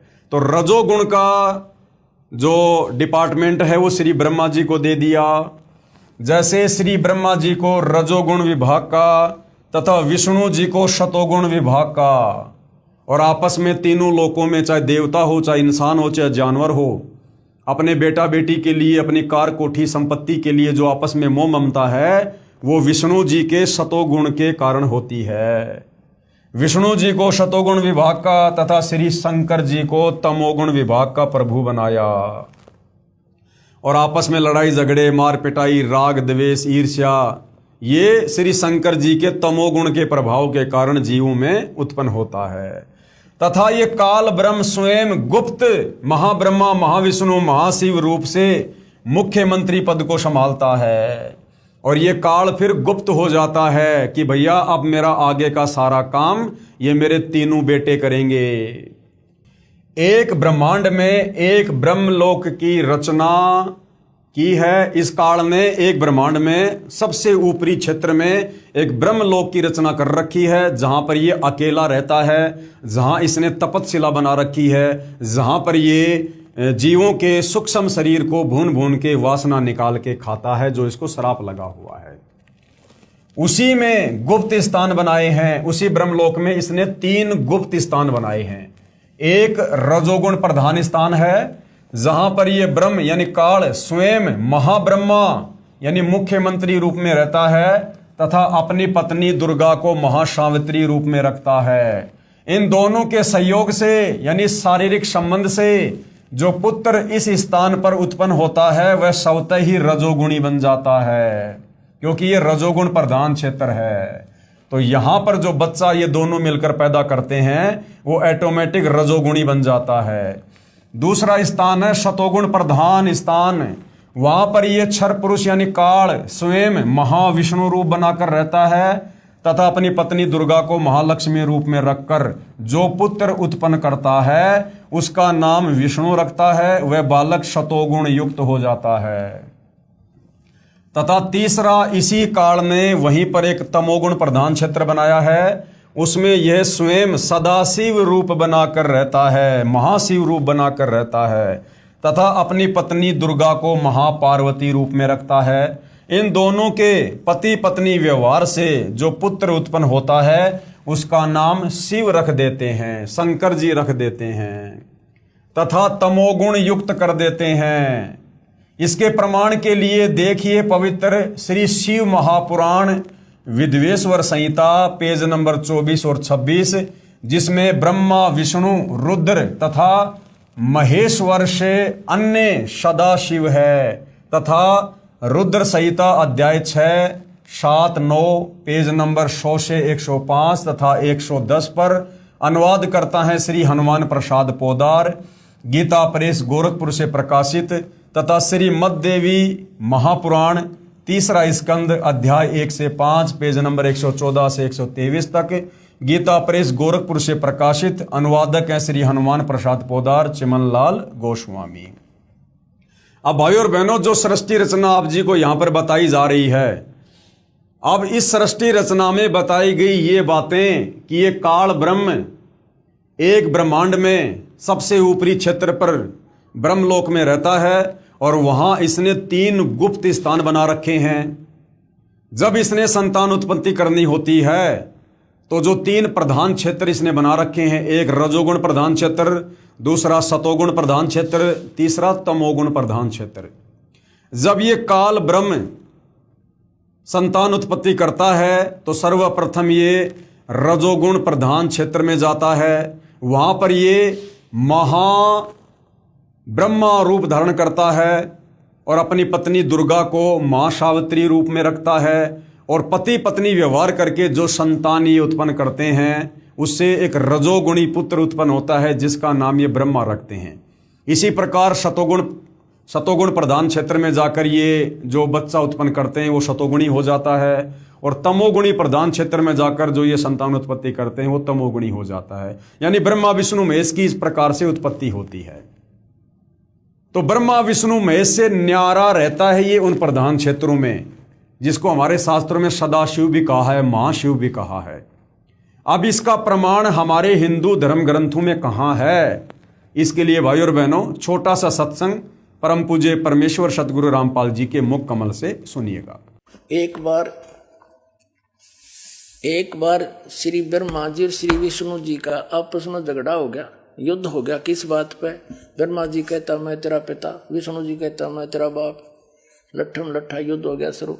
तो इस काल ने, इनके पिता ने, जो कहता मैं इनसे अलग रहता हूं, ये गुप्त रहता है, इसने ऊपर से एक स्तंभ छोड़ दिया, पिलर, लिंग पिलर का सफेद, इनके दोनों के बीच में खड़ा कर दिया एकदम, और बहुत लंबा चौड़ा, ऊपर तक लंबाई बहुत ज्यादा उसकी। इन्हें युद्ध बंद कर दिया, उसका और छोर खोजने में लग गए। फिर ये स्वयं आ गया अपने पुत्र शिव का रूप धारण करके, शिव रूप में, फिर इनको ज्ञान देने लगा। तो क्या बताता देखिएगा, ये शिव पुराण विद्वेश्वर संहिता और संक्षिप्त शिव पुराण 24 पृष्ठ पर। ये देखिएगा, इनका बीच में जो स्तंभ खड़ा किया उसने, ये चित्र बना रखा है ब्रह्मा और विष्णु जी के बीच। फिर इनके बाद ये आ गया, प्रकट हो गया, इनसे बातें करने लगा। यहाँ पर 25 पृष्ठ पे ब्रह्मा और विष्णु ने पूछा, प्रभु सृष्टि आदि 5 कर्तों के लक्षण क्या है, यह हम दोनों को बताइए। भगवान शिव बोले, युग काल आ गया शिव रूप में, अपने पुत्र के रूप में। मेरे कर्तव्यों को समझना अत्यंत गहन है, तथापि मैं कृपा पूर्वक तुम्हें उनके विषय में बता रहा हूं। यहां देखना, अब 26 पृष्ठ पे ये क्या कहता है, पुत्रों तुम दोनों ने तपस्या करके प्रसन्न हुए मुझ परमेश्वर से सृष्टि तथा सतिथि नामक 2 कृत प्राप्त किए। ये तो दोनों हो गए, ब्रह्मा और विष्णु। फिर ये दोनों तुम्हें बहुत प्रिय हैं। इसी प्रकार मेरी विभूति स्वरूप रुद्र और महेश्वर ने, ये ने है मैंने, 2 अन्य उत्तम कर संहार और तिरोभाव मुझसे प्राप्त किए। अब से 2 गया, 2 थे ब्रह्मा विष्णु और 2 ये शंकर रुद्र और महेश्वर, 5वां यू बोलनिया जो शिव पुराण बोल रहा है। तो इससे क्या हो गया कि ये इनसे अलग है। ब्रह्मा विष्णु महेश ये तीनों देवताओं में गुण है, ये इनसे न्यारा है। हो गया शिव पुराण से सिद्ध। यू 5वां अलग से है इनका पिता, चौथा। तो भाई और बहनों, आप जियों ने ये प्रमाण देख लिया है कि ब्रह्मा विष्णु महेश से न्यारा इनका पिता है ये काल ब्रह्म, जिसको सदाशिव भी कहते हैं, महाशिव भी कहते हैं। फिर इन्हीं को धोखे में रखकर, यानी अपने तीनों बेटों ब्रह्मा विष्णु महेश को धोखे में रखकर अपने खाने के लिए जीवों की उत्पत्ति श्री ब्रह्मा जी द्वारा तथा स्थिति यानी मोह ममता, एक दूसरे को मोह ममता में रखकर काल जाल में रखना, ये श्री विष्णु जी के द्वारा करवाता है। तथा संहार, क्योंकि काल पुरुष को श्रापवश 1 लाख मानव शरीरधारी प्राणियों के सूक्ष्म शरीर से निकला मैल निकाल कर खाना होता है। उसके लिए 21वें ब्रह्मांड में एक तपतशिला है जो स्वतः गर्म रहती है, उस पर गर्म करके मैल पिघला कर खाता है।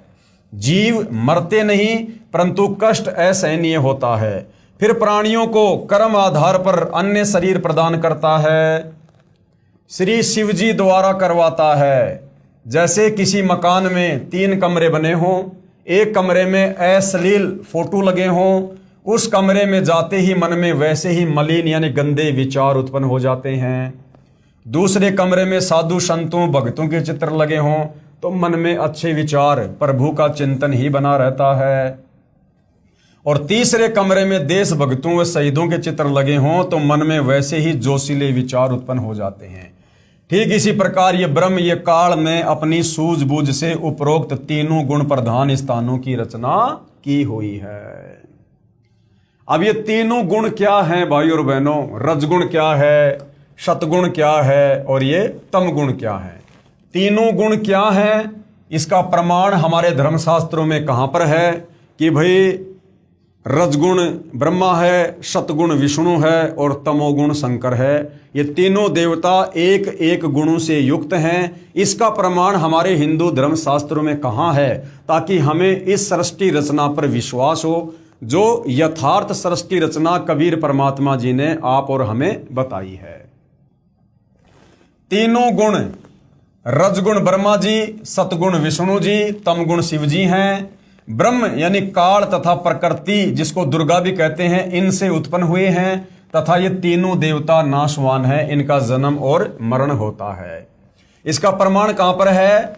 गीता प्रेस गोरखपुर से प्रकाशित श्री शिव महापुराण, जिसके संपादक हैं श्री हनुमान प्रसाद पोदार, पेज नंबर 24 से 26, विद्वेश्वर संहिता तथा पेज नंबर 110, अध्याय 9 रुद्र संहिता। इस प्रकार ब्रह्मा विष्णु तथा शिव तीनों देवताओं में गुण है, परंतु शिव यानी ये ब्रह्म काल, ये गुणातीत है। यानी इसने तीनों गुण अपने तीनों पुत्रों के अंदर डाल दिए और ये खुद इनसे अलग रहता है, इसलिए इसको गुणातीत कहते हैं। तो भाइयों और बहनों, इसका जो प्रमाण है कि तीनों गुण क्या हैं, ये जब तक आप देखेंगे नहीं आपको विश्वास नहीं होगा। तो हमारे हिंदू धर्म ग्रंथों में ये सारा प्रमाण है। तो आप जी परम पूज्य परमेश्वर सतगुरु रामपाल जी के मुख कमल से सुनिएगा और देखिएगा, ताकि आपको सृष्टि रचना पर विश्वास हो सके। सुनिएगा। अपने इस सदग्रंथों में श्री शिव पुराण गीता प्रेस गोरखपुर से प्रकाशित है। इसके संपादक कौन है? हनुमान प्रसाद पोदार।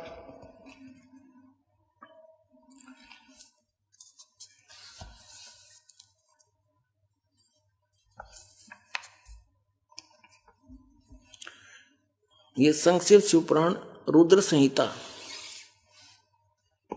और संक्षिप्त शिवपुराण 110 पृष्ठ पर हम पढ़ रहे हैं। गीता प्रेस गोरखपुर से प्रकाशित मोटा टाइप। इस प्रकार ब्रह्मा विष्णु और रुद्र इन तीन देवताओं में गुण हैं, यानी रजगुण ब्रह्मा, सतगुण विष्णु, तमगुण शिव। परंतु शिव गुणातीत माने गए हैं। वो शिव कौन है? ये इनका पिता है।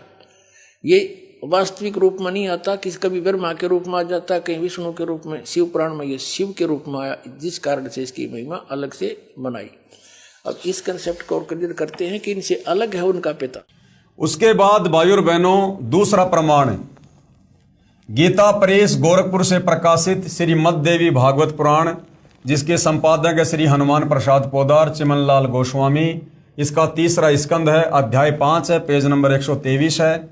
इसमें भगवान विष्णु ने दुर्गा की स्तुति की और कहा कि मैं विष्णु, ब्रह्मा तथा शंकर तुम्हारी कृपा से विद्यमान हैं, कि हम तो आप दुर्गा माता की कृपा से विद्यमान हैं तीनों देवता। हमारा तो आविर्भाव यानी जन्म होता है तथा तिरोभाव यानी मृत्यु होती है।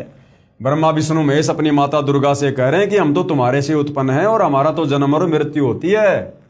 हम नित्य यानी अविनाशी नहीं है, तुम ही नित्य हो। यानी जितना ज्ञान ब्रह्मा विष्णु महेश को है, उस आधार से वो कह रहे हैं कि तुम ही नित्य हो, अविनाशी हो, जगत जननी हो, प्रकृति और सनातनी देवी हो। तब भगवान शंकर ने कहा, यदि भगवान ब्रह्मा तथा भगवान विष्णु तुम्ही से उत्पन्न हुए हैं, तो उसके बाद उत्पन्न होने वाला मैं तमोगुणी लीला करने वाला शंकर क्या तुम्हारी संतान नहीं हुआ? अर्थात मुझे भी उत्पन्न करने वाली तुम ही हो। इस संसार की सृष्टि स्थिति संहार में तुम्हारे गुण सदा सर्वदा हैं। इन्हीं तीनों गुणों से उत्पन्न हम ब्रह्मा विष्णु तथा शंकर नियमानुसार कार्य में तत्पर रहते हैं। अब भाइयों और बहनों, इसका प्रमाण हमारे धर्मशास्त्र में है, जिसका रेफरेंस आपको यहां पर दिया गया है। गीता प्रेस गोरखपुर से प्रकाशित श्रीमद देवी भागवत पुराण, इसमें साफ साफ लिखा हुआ है, ये तीनों देवता ब्रह्मा विष्णु महेश दुर्गा को अपनी माताजी कह रहे हैं और कह रहे हैं कि हम तो तुम्हारी आज्ञा से, तुम्हारी शक्ति से ये सारा कार्य कर रहे हैं और हम नित्य नहीं है, अविनाशी नहीं है, हमारा तो जन्म और मरण होता है। तो भाइयों और बहनों, एक बार ये प्रमाण भी आप जी पूज्य गुरुदेव सतगुरु रामपाल जी के मुख कमल से सुन लीजिएगा। अब देखिएगा श्रीमद देवी भागवत यानी देवी पुराण, गीता प्रेस गोरखपुर से प्रकाशित है। ये संपादक है हनुमान प्रसाद पोदार, चिमनलाल गोस्वामी। ये कहाँ से छपे हैं?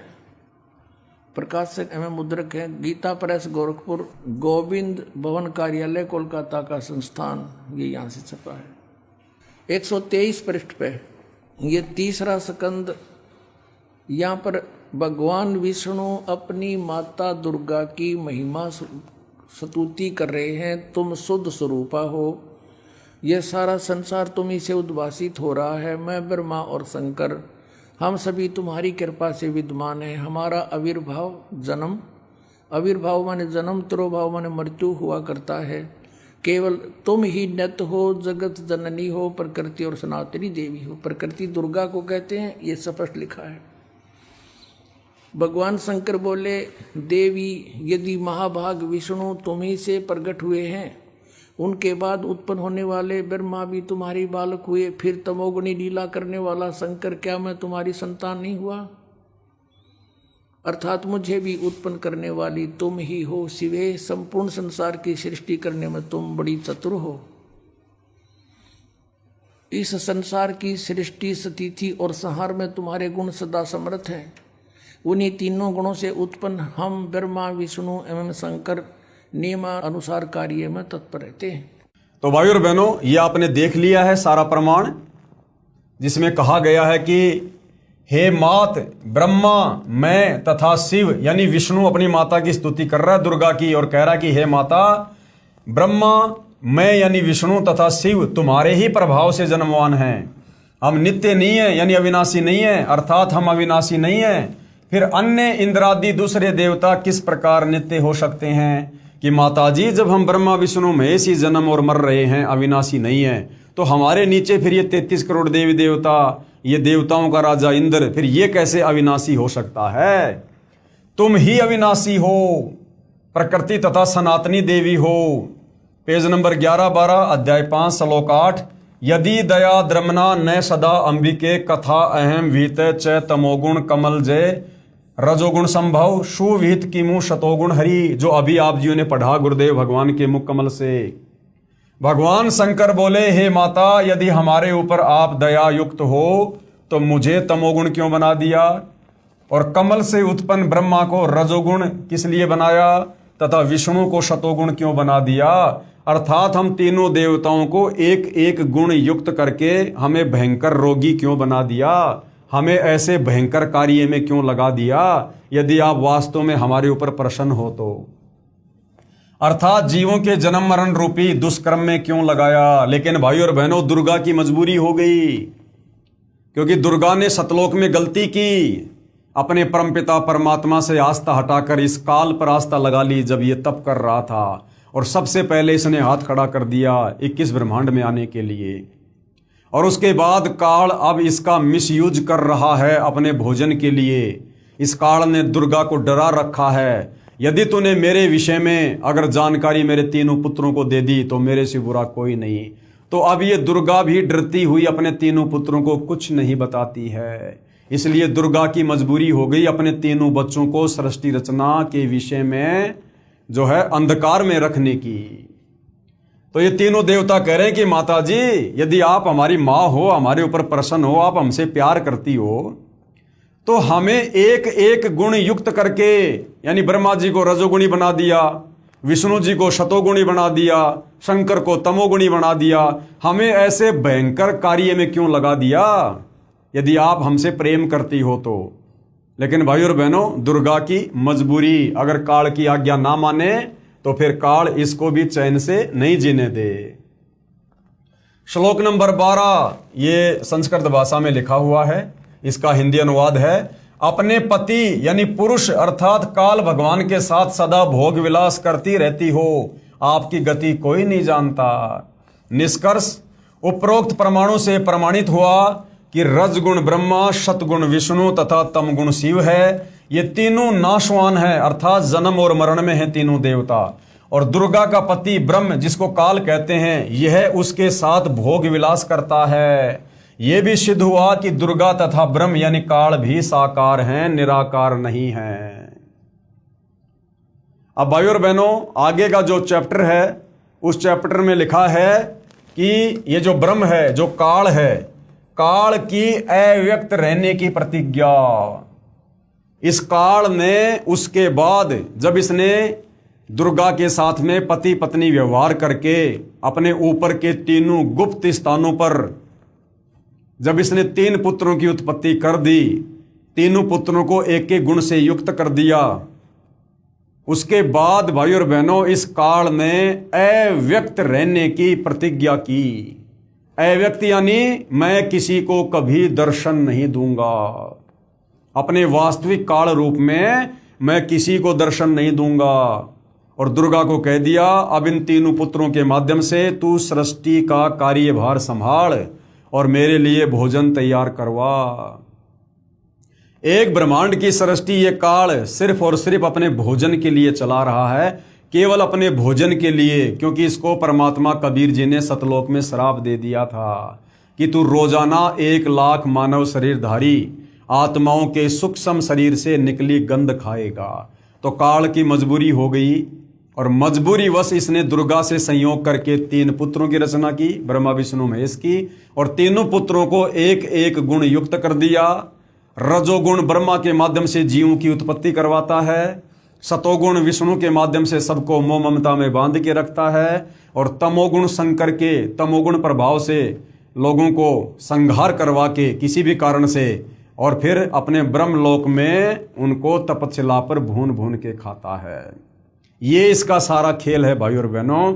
और ये काल यहाँ कोई बिजनेस करने नहीं आया, कोई फैक्ट्री खोलने नहीं आया, कोई मौज मस्ती नहीं करने आया। शतलोक में जो गलती इसने तप करके की थी उसका कर्म दंड ये यहाँ भोग रहा है। और आप और हम तमाम आत्माओं ने इसके ऊपर आसक्ति दिखाकर अपने परमपिता परमात्मा कबीर साहिब के साथ जो धोखा किया था, हम भी उसका कर्म दंड यहाँ भोग रहे हैं। हम यहाँ पर जेल काट रहे हैं, जेल। तो अपने तीनों पुत्रों ब्रह्मा विष्णु महेश की उत्पत्ति दुर्गा के साथ में करके फिर इस काल ब्रह्म ने एक प्रतिज्ञा की कि अब मैं अपने वास्तविक काल रूप में किसी को दर्शन नहीं दूंगा।